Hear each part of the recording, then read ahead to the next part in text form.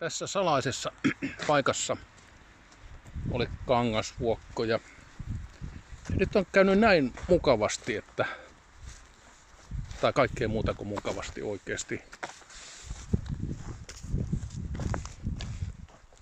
Täällä oli kangasvuokkoja. Tällaiset on näkymät nyt salaisessa paikassa.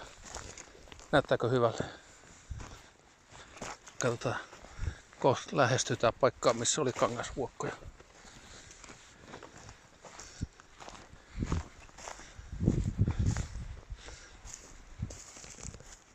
Tässä näin oli kangasvuokkoja. Tällaista nyt. Täällä näin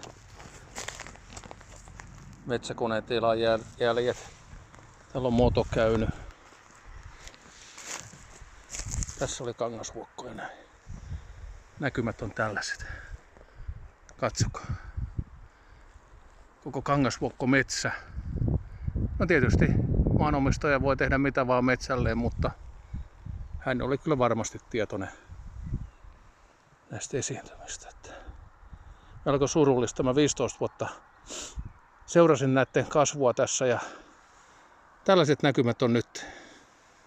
Muutama lintupuu jätetty tonne. Jatkuu.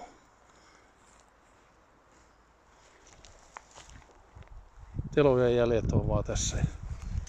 Tässä oli toinen, missä oli näin, mutta ei ole enää.